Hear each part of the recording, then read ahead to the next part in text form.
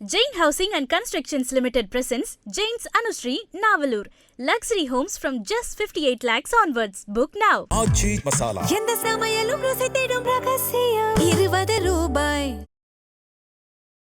Sir, விருச்சிக ராசிக்காரங்களுக்கு இந்த தமிழ் புத்தாண்டு எப்படி இருக்க போகுது? விருச்சிகத்துக்கு ரொம்ப நாளுக்கு அப்புறம் நல்லது வரும். ஏப்ரல் 14ஆம் தேதியிலேருந்து நல்லது நடக்கக்கூடிய ராசியில் விருச்சிகம் வரும். பேர் கிடைக்கும், புகழ் கிடைக்கும், தொழில் கிடைக்கும், உத்தியோகம் கிடைக்கும், வியாபாரம் கிடைக்கும், குறிப்பாக மன நிம்மதி கிடைக்கும். வயிறு சம்மந்தப்பட்ட உபத்திரம் தான், அது மேல் வயிறு கீழ் வயிறெல்லாம் நீங்கள் பிரிச்சுக்கோங்க. கழிவு பாதையெல்லாம் வயிறுலேருந்து தான் வரும். வயிறு கெட்டால் எல்லாமே கெடும், பார்த்துக்குங்க. சுபகாரியங்கள் ஏற்படும். பெற்றோர் பெரியோரோட தேகாருக்கு அதிகமாக பார்த்துக்கொள்ளக்கூடிய பராபம் வரட்டும். இல்லை பூர்வீகத்தை விட்டு வெளியில் போகக்கூடிய நிலமெல்லாம் ஏற்படும். மன வருத்தம் வந்தாலும் 16 போயிடுங்க. குரு வேறு 9ல் வராரு, நிறைய நல்லதுன்னு பண்ணுவார். 2ஆம் அதிபதி 5ஆம் அதிபதியான 9ல் வருவது, உச்சம் பெறுவது, புத்திர சந்தானத்தை எதிர்பார்த்து அனுகூலம் கிடைக்கிறது. ரொம்ப நாளாக விருச்சகத்துக்கு இது நடக்கலை அது நடக்கலை எல்லாமே கை கூடினாலும் அது ஏன் கெடுதுன்னெலாம் வருத்தப்பட்டிருப்பீங்க. ஐபிசி பக்திநேயர்கள் அனைவருக்கும் அன்பு வணக்கம். இன்னைக்கு நம்ம கூட 2026 தமிழ் புத்தாண்டு பலன்களை பகிர்ந்து கொள்வதற்காக நம்ம எல்லாரின் மனதிற்கும் மிகவும் பிடித்த ஒரு ஜோதிடர், யதார்த்த ஜோதிடர் ஷெல்வி சார் நம்ம கூட இணைந்திருக்கிறார்கள். சார் வணக்கம் சார். நமஸ்காரம். எப்படி இருக்கீங்க? நல்லா இருக்கேன் சார். 2026 தமிழ் புத்தாண்டு மக்கள் எல்லாருமே ரொம்ப ஆவலோடு எதிர்பார்த்து காத்துட்டு இருக்காங்க. இந்த புத்தாண்டு பொதுவாக எப்படி அமைய போகுது சார்? தமிழ் புத்தாண்டுகள் நம்ம முன்னோர்கள் கணிச்சு வச்சுருக்கிறது எப்படின்னா, பிரபவன்ன்றது ஆரம்பித்து அது 1வது, அதுலேருந்து அக்ஷயன்றது 60வது. இப்போ நம்ம பேசின்னு இருக்கிறது விஸ்வாவசு 39வது. இப்போ வரப்போகிறது ஏப்ரல் 14ஆம் தேதியிலேருந்து பரபவ 40வது. இந்த பரபவ முடிஞ்ச பிளவங்கன்னு வரும், அது 41வது. இப்படி 60 வருஷமாக நம்மளுடைய சித்திரை 1ஆம் தேதியிலேருந்து முடித்து பங்குனியோடு முடிக்கிறாங்க. சித்திரை 1 தான் தமிழ் புத்தாண்டாக நம்ம முன்னோர்கள், அதாவது சூரியன் மேஷத்துக்கு வருவது. மற்றபடி நிறைய பஞ்சாங்கங்கள் மாற்றங்கள் உண்டு. ஆனால் நம்மளுடைய தமிழ் பஞ்சாங்கங்கள் சூரியனை மையப்படுத்தி, சூரியன் முதல் ராசியான மேஷத்துக்கு வருவது, அந்த வரக்கூடிய அந்த மேஷத்துக்கு என்றைக்கு சூரியன் உள்ளே நுழைகிறாரோ அதன் பேர் தான் சூரிய ரவி என்று சொல்வார். அந்த சூரிய ரவி என்பது, ரவி என்றால் சூரியன், மேஷத்தில் வரக்கூடிய அந்த கால் வைக்கக்கூடிய அந்த டிகிரியிலிருந்து நம்மளுடைய தமிழ் புத்தாண்டு கணக்கு. அதுபடி பார்த்திங்கன்னா காலையில் ஏப்ரல் 14 காலையில் 8:42 தான் சூரியன் மேஷத்துக்கு வரார். அதனுடைய வாக்கியத்தின்படி அதுதான் பஞ்சாங்கத்தினுடைய குறிப்பு. ஸோ ஒரு வருஷம் பரபவன்றது ஒரு 60 வருடத்திற்கும் 60 பாடல்கள் உண்டு, வெண்பாக்கள். அந்த வருஷத்தினுடைய அந்த இதை சுருக்கி கொடுத்துருப்பார். அதனுடைய தோராயமாக இது வரைக்கும் அந்த வெண்பாக்கள் எப்பொழுதும் 90% இருந்தாலும் அந்த வெண்பாக்களுக்கு நீட்டாக உள்ளே போய் டீட்டெயிலாக ஆராய்ச்சி மேலோட்டமாக பார்க்கக்கூடாது. இப்போ நமக்கு இந்த வருஷத்தில் நீங்கள் பார்த்தீங்கன்னா மாறாக மழை பெய்யுன்றாங்க. மழை பெய்யக்கூடிய சமயத்தில் பெய்யாமல் பருவம் தவறிய மலைகள், வெள்ளக்காடுகள். இப்போ பார்த்திங்கன்னா ஏற்கனவே ஈரானு அபுதாபி எல்லாம் ஒரே சோகத்தில் இருக்குது. அங்கே வேறு வெள்ள அடி, பாலைவனத்தில் வெள்ளங்கள். இப்போ பெங்களூரில் ஆலங்கட்டி மழை பெய்யுறது, சென்னையில் தமிழ்நாட்டில் ஆலங்கட்டி மழை பெய்யுறது. இயற்கையெல்லாம் மாற்றங்கள் ஏற்படும். நிறைய கஷ்டங்களுக்கு உண்டான அமைப்பு. நான் 2031 வரைக்கும் நான் உங்கள் சேனல்லே நிறைய வாட்டி சொல்லியிருக்கேன். ரொம்பலாம் நல்லதெல்லாம் எதிர்பார்க்காதீங்கன்னு சொன்னேன்.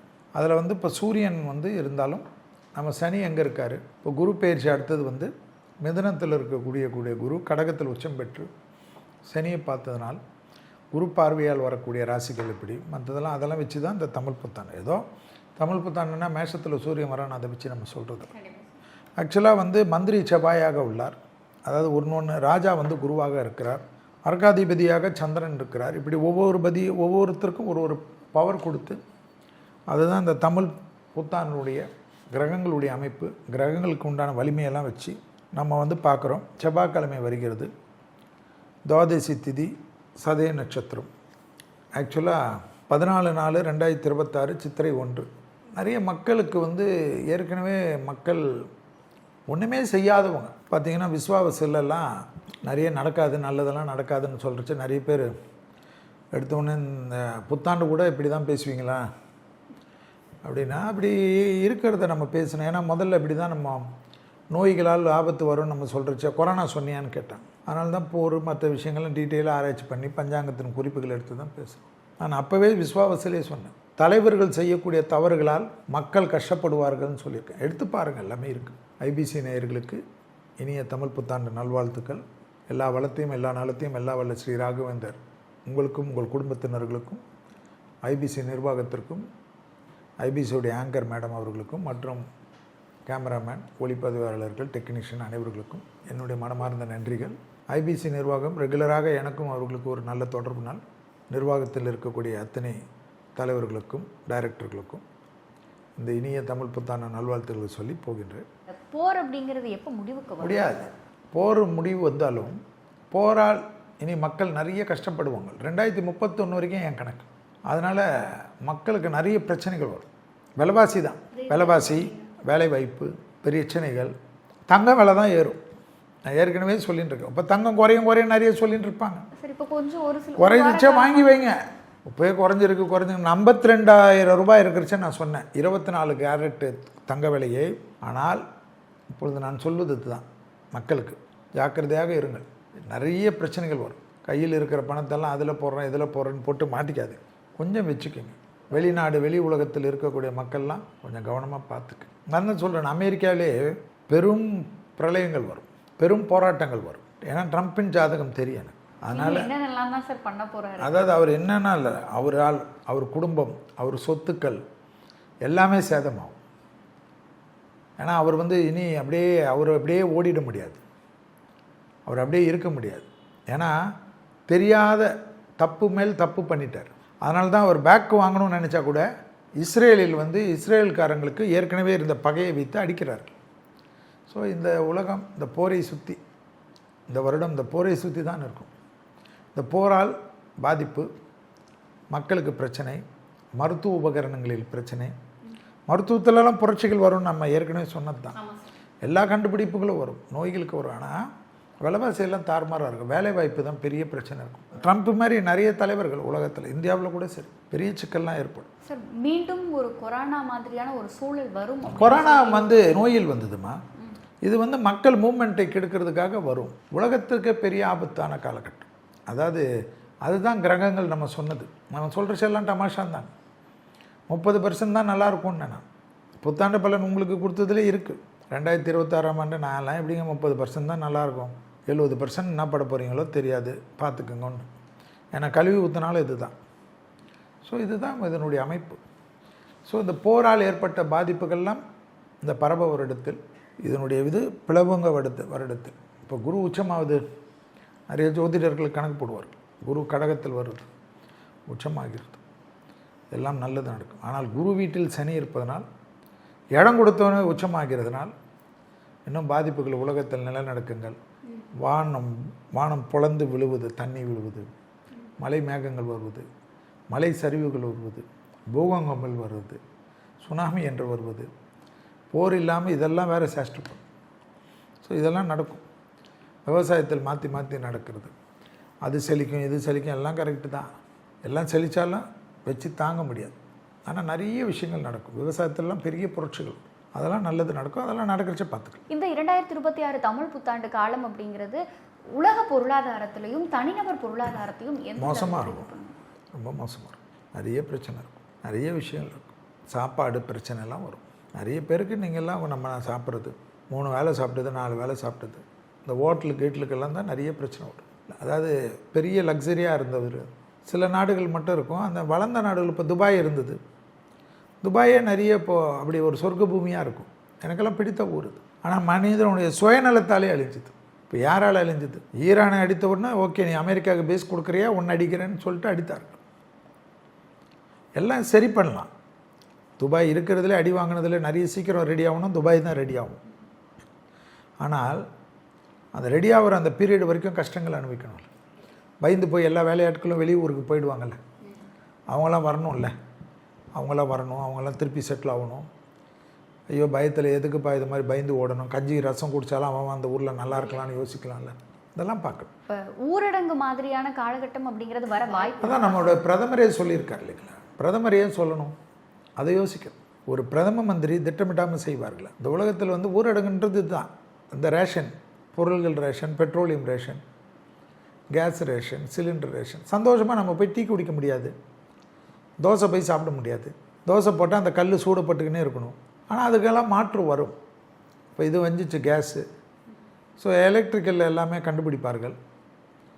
அடுத்தது எளிய முறையில் நிறைய கண்டுபிடித்திருக்கார்கள். கோயம்புத்தூர்லலாம் நிறைய பேர் இதுக்குன்னு இறங்கி வேலை செய்கிறார்கள். ஸோ இனிமேல் இந்த சூரிய மின்சாரம், இந்த இயற்கை மின்சாரம், இதுக்கெல்லாம் நிறைய டிமாண்ட் ஆரம்பிச்சிடும். சோலாருக்கு தான் இனி வந்து பெரிய வரவேற்பு இருக்கும். சரி, இப்போ இந்த 2026 தமிழ் புத்தாண்டு அப்படிங்கும்போது அதே மாதம் தான் தமிழக அரசியல் களம் அப்படிங்கிறதுமே சூடு பிடிக்குது. தேர்தல் வருது, மே மாதம் முடிவுகள் வெளியாகுது. அப்படிங்கும் பொழுது இந்த தமிழ் புத்தாண்டினுடைய கிரக அமைப்புகள் அரசியல் இல்லை, என் ஒன்று ஞாபகம் வச்சுக்கணும். எனக்கு நிறைய எல்லாருடைய லீடர்ஸுடைய ஜாதகம் தெரியும். அதனால் ஏப்ரல் 14 வரதுக்கு முன்னாடி பங்குனி மாதத்திலே தலைவர்களுக்கு உடல் ரீதியாக அல்லது தலைவர்களுடைய பதவிகளுக்கு பிரச்சனை, தலைவர்களுடைய கோர்ட்டு விஷயங்கள், இதெல்லாம் நீங்கள் நிறைய பார்க்கணும். ஸோ இதை முடிச்சுட்டு சித்திரை வந்த பிறகு தான் அந்த எலெக்ஷன் பற்றியெல்லாம் நம்ம பேச முடியும். ஏப்ரல் 14 இன்னும் நிறைய விஷயம் நடக்கும். ஸோ என்னை பொறுத்த வரைக்கும் புத்தாண்டு பிறந்த பிறகு தான் நீங்கள் வந்து யார் ஜெயிப்பா, இப்போ நிறைய சர்வேலாம் வரலாம். ஆனால் ஏப்ரல் புத்தாண்டுக்குள்ளே அந்த சர்வேக்களில் நிறைய மாற்றங்கள் வரும். எடுத்த சர்வேயெல்லாம் பொய்னாகும், நிறைய அனுதாபங்கள் வரும். உயிர்களுக்கு, தலைவர்களுக்கு விபத்துகள், கஷ்டங்கள், நிறைய உடன் இருப்பவர்கள் செய்யக்கூடிய சதி, நிறைய பேர் கூட்டாளிகள் எல்லாமே இருந்தாலும் அவர்களுக்குள் பிரச்சனைகள், தலைவர்கள் முரண்டு பிடிப்பதால் ஏற்படக்கூடிய பிரச்சனைகள் ஏன் வரும்? பங்குனி மாதம் சனி உடன் சூரியன் மீனத்தில் இருப்பதனால் ஜோதிடர்கள் சொல்லக்கூடிய கணக்குகளை தப்பு பண்ணும். ஜோதிடர்கள் சொல்லக்கூடிய கணக்கில் ஜோதிடர் நின்னா பெரியாளா? கிரகம் ஜெயிக்கும். இந்த சமயத்தில் ஜாக்கிரதையாக இருக்கும், அதில் தான் உஷாராக இருக்கும். அந்த மாதிரி ஒரு கால்குலேஷனில் ஒரு வாட்டி நான் சறுக்கி இருக்கிறேன். அதனால தான் ரொம்ப உஷாராக பேசுகிறேன். ஏன்னா அதனால் கால்குலேஷன் ரொம்ப முக்கியம். கிரகங்கள் சூரியன், செவ்வாய் பலம் வாய்ந்தவர்கள், பகை கிரகங்கள், யுத்த கிரகங்கள், சனி, குரு, இவர்கள் வந்து இந்த டைமில் ரொம்ப பார்த்துக்கணும். ஏப்ரல் 14 நிறைய விஷயங்கள் நடக்கும். சிறைக்கு போகிறது, வர்றது, இது வருது, கேஸ் வருது, அதை வருது, பதவி போகிறது, இது வருது, தேக ஆரோக்கியம் கட்டுறது, கூட்டாளிகளுக்குள்ள பிரச்சனை வருது, மக்களுக்கு பாதிப்புகள் வருது. தேர்தல் கரெக்டாக இருக்குதா இல்லை வந்து இந்த போரால் பாதிப்புகள் ஏற்பட்டு, போரினால் பிரச்சனைகள் ஏற்பட்டு, இந்த கிரகங்கள் இந்த தேர்தலை எப்படியாவது சமாளித்து தேர்தல் நடத்தணும். தேர்தல் கமிஷன் வந்து பயந்து செய்யக்கூடிய விஷயம்லாம் நடக்கும். ஏன்னா மக்களுக்கு அவங்க அன்றாட பிரச்சனைகள் வந்துட்டால் தேர்தலில் பற்றி எதுக்கு கவலைப்படப்படுறோம்? ஸோ ஒரு தேர்தல் தள்ளி வைக்கிறதுக்கு ரொம்ப கஷ்டம். ஆனால் அந்த மாதிரி நிலைமையெல்லாம் கொண்டு வரும் கிரகங்கள். பக்கத்து நாடுகளோட பிரச்சனைகள் திடீர்னு அங்கே தான் யுத்தம் நடக்குது, நம்மளாம் நல்லா இருக்கும்னு நினைக்க முடியாது. ஏன்னா எல்லா ஏரியாவும் யுத்த பூமிகளாக. அமெரிக்காவில் அவ்வளோ பிரச்சனைகள் வரும்ன்ற நான். அமெரிக்காவில் ஒரு லீடர்ஸும் மாறுவார்கள், ஒரு மாகாணங்கள். அது அந்த மாகாணங்கள்லாம் சேர்ந்தது தான் அமெரிக்கா. நம்மளது மாதிரி தான். ஆனால் அவர்களுக்குள்ளாக நிறைய முரண்டு பிடிப்பார்கள். நிறைய ஊர்களில் போர்க்குளம் ஏற்படும், நிறைய பிரச்சனைகள் ஏற்படும், அந்த ஊரில் பாதிப்புகள் ஏற்படும். அதனால் அதெல்லாம் பார்க்கணும். சார், விருச்சிக ராசிக்காரங்களுக்கு இந்த தமிழ் புத்தாண்டு எப்படி இருக்க போகுது? வைத்தீஸ்வரன் கோயில் மாதத்தில் ஒரு செவ்வாய் துர்க்கை. விருச்சிகத்துக்கு ரொம்ப நாளுக்கு அப்புறம் நல்லது வரும். ஏப்ரல் 14ஆம் தேதியிலேருந்து நல்லது நடக்கக்கூடிய ராசியில் விருச்சிகம் வரும். பேர் கிடைக்கும், புகழ் கிடைக்கும், தொழில் கிடைக்கும், உத்தியோகம் கிடைக்கும், வியாபாரம் கிடைக்கும், குறிப்பாக மன நிம்மதி கிடைக்கும். ஆனால் பிள்ளைகள் விஷயத்தில் கோபம் கூடாது. பிள்ளைகளுடைய படிப்பு, உத்தியோகம், தொழில், வியாபாரம், பழக்க வழக்கத்தில் கொஞ்சம் கவனமாக பார்த்துக்கணும். வயிறு சம்மந்தப்பட்ட உபத்திரம் தான். அது மேல் வயிறு, கீழ் வயிறெல்லாம் நீங்கள் பிரிச்சுக்கோங்க. கழிவு பாதையெல்லாம் வயிறுலேருந்து தான் வரும். வயிறு கெட்டால் எல்லாமே கெடும், பார்த்துக்குங்க. வயிறுன்றது ஒரு மூளைக்கு சமமான விஷயம். வயிறு கெட்டதால் மன அழுத்தம் வரும், பைத்தியம் கூட பிடிக்கும். ஸோ அதை மட்டும் பார்த்துக்கிறது ரொம்ப நல்ல விஷயம். சுபகாரியங்கள் ஏற்படும். பெற்றோர் பெரியோரோட தேகாருக்கு அதிகமாக பார்த்துக்கொள்ளக்கூடிய பராபம் வரட்டும். பெற்றோரோட தகராறு வேணாம், பெற்றோரோட சண்டை வேணாம். பூர்வீகத்தில் ஏதாவது பிரச்சனை இருந்தாலும் சமாதானம் பண்ணிக்கோங்க. சிலர் பூர்வீகத்தை விட்டு வெளியில் போகக்கூடிய நிலைமெல்லாம் ஏற்படும். மன வருத்தம் வந்தாலும் பணாரால் போயிடுங்க, நல்லது நடக்கும். அக்கம் பக்கம் பயணங்கள் சமயத்தில் புதிய அறிமுகத்திலலாம் கொஞ்சம் கவனமாக இருக்கணும். குரு வேறு 9ல் வராரு, நிறைய நல்லதுன்னு பண்ணுவார். 2ஆம் அதிபதியும் 5ஆம் அதிபதியுமான 9ல் வருவது, உச்சம் பெறுவது, புத்திர சந்தானத்தை எதிர்பார்த்து அனுகூலம் கிடைக்கிறது. பிள்ளைகளுடைய படிப்பு, உத்தியோகம், தொழில், வியாபாரம், சுபகாரியங்கள், பிள்ளைகளுடைய நீண்ட நாள் கஷ்டங்கள்லாம் தீர்வது. 3ஆம் இடத்தை பார்க்குறதுனால தைரியம், சகோதரர்களுக்கு உங்களுக்கும் இருந்த கஷ்டம்லாம் தீருது. எல்லாமே ஜம்முன்னு நடக்கும். அதெல்லாம் விருச்சகத்துக்கு ஆச்சரியமாக இருக்கும். ரொம்ப நாளாக விருச்சகத்துக்கு இது நடக்கலை, அது நடக்கலை, எல்லாமே கை கூடினாலும் அது ஏன் கெடுதுன்னெலாம் வருத்தப்பட்டிருப்பீங்க. அதெல்லாம் மாறக்கூடிய சந்தோஷமான சூழ்நிலை, யோக பலத்தை பெறுவது, கண்கூடாக பார்க்கக்கூடிய நல்ல காலகட்டம். கண்டிப்பாக விருச்சக ராசிக்காரர்களுக்கு நீங்கள் நினைத்த காரியங்கள் எல்லாம் நடைபெறக்கூடிய பராப வருடம். கல்யாணம் பண்ணிக்கிறது, குழந்தை பெற்றுக்கிறது, வீடு கட்டுறது, நிலம் வாங்கிறது, வீட்டில் இன்டீரியர் பண்ணுறது, சுபகாரியம்லாம் பண்ணுறதெல்லாம் சக்குன்னு பண்ணிக்கங்க.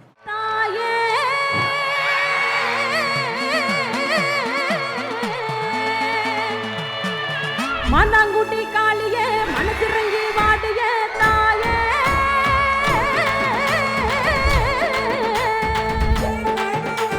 நெருப்பின் மேலாடிடும் அக்கினி காளியே நீயே.